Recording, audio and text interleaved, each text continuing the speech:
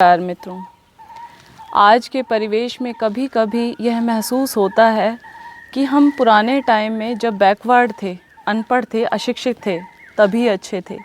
आज जितना ज़्यादा साइंस तरक्की करती जा रही है, हम उतना ही परेशान और दुखी होते जा रहे हैं। आश्चर्य की बात है कि एडवांस और बैकवर्ड की पहचान ही यह बन गई है। आज तरक्की और वैज्ञानिकता के नाम पर भारतीय नागरिक अपने स्वाभाविक खान पान, रहन सहन, दिनचर्या, संयम, सेवा, आहार विहार, वेशभूषा और भाषा तक को तिलांजलि देकर खुश होना चाहता है।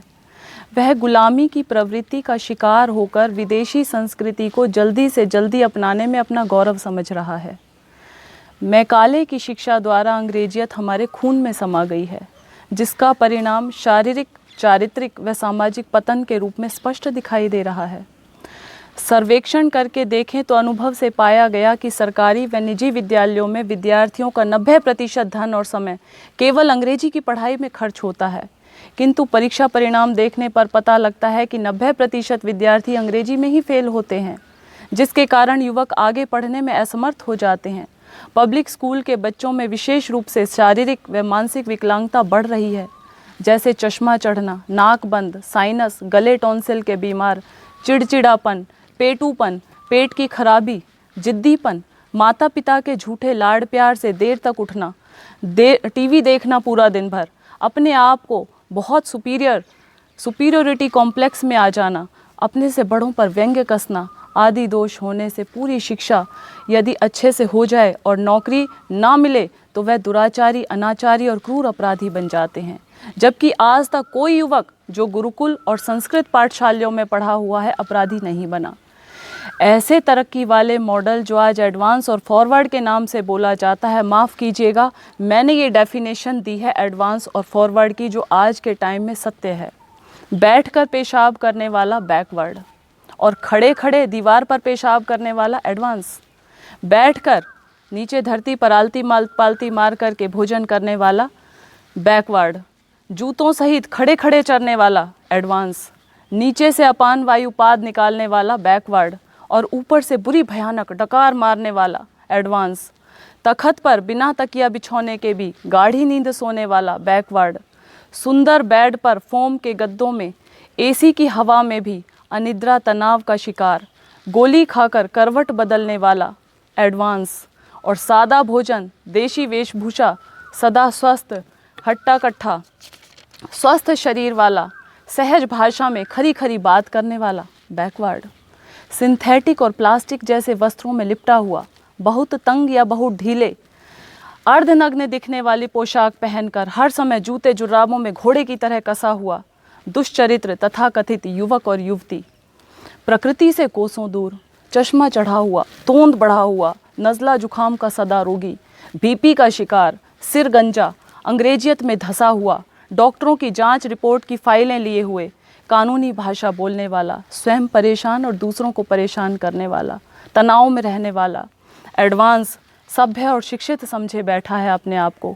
आज़ादी की मातृभाषा बोलने वाला बैकवर्ड और गुलामी की अंग्रेजी भाषा बोलने वाले को हम एडवांस मानते हैं। इन उदाहरणों की वास्तविकता को देखकर मैं भगवान से यही प्रार्थना करूंगी कि ऐसी तरक्की से तो हम बैकवर्ड ही अच्छे हैं। क्या मिला हमें ऐसी फूहड़ शिक्षा से, ऐसी तनाव देने वाली सभ्यता से और परेशान करने वाले शिष्टाचार से? किंतु एक तथ्य यह भी है कि आवश्यकता ही आविष्कार की जननी है।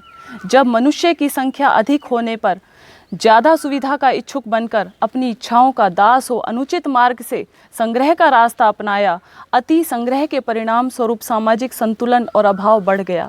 फिर एक दूसरे की आपस में प्रतिस्पर्धा और ईर्ष्या द्वेष बढ़ गए। बस यह चक्र आज का व्यक्ति पूरे समाज, राष्ट्र और अंतर्राष्ट्रीय स्तर पर फैल गया, जो विकराल रूप धारण कर रहा है। एक व्यक्ति दूसरे का शोषक बन रहा है, आदमी को आदमी खा रहा है। एक राष्ट्र दूसरे राष्ट्र को समाप्त कर सारी सुविधा संपत्ति अपने पास समेट लेना चाहता है। और यह तथ्यपूर्ण सत्य है। भस्मासुर की भांति हिंसा और संग्रह की प्रवृत्ति स्वयं शोषक और हिंसक को ही खा जाती है।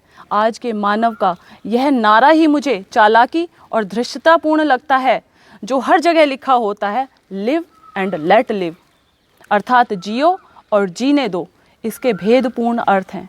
सीधे शब्दों में पहले अपने पास जीने खाने के साधन खूब इकट्ठा करो और मनमाना खाओ पियो, और जब उल्टी वमन होने लगे तो बचा खुचा जूठन गरीबों शोषितों में बांट दो, और फिर फ़ोटो खिंचवा करके डाल दिया जाता है अखबारों के अंदर।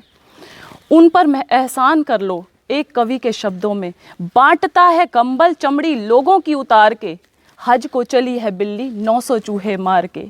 जबकि हमारी प्राचीन वैदिक संस्कृति इसके बिल्कुल विपरीत सबको एक साथ सुखी बनाने की घोषणा करती है। तेन त्यक्तेन भुंजिता माँ गृधय कस्य स्विद्धनम, हे मानव तू त्याग पूर्वक भोग कर। इसका अर्थ है पहले बांटो, खूब बांटो, और उसके बाद जो थोड़ा बहुत बच जाए वह प्रसाद के रूप में भोगो। कितना विशाल आदर्श और जीवन का, जिसमें अभाव तनाव और असंतुलन की गुंजाइश ही नहीं रही। इस प्रकार अपने जीवन को सदा शांत सुखी और प्रसन्न रखते हुए शतायु 100 वर्ष जीने की शिक्षा दी जाती है। नमस्कार।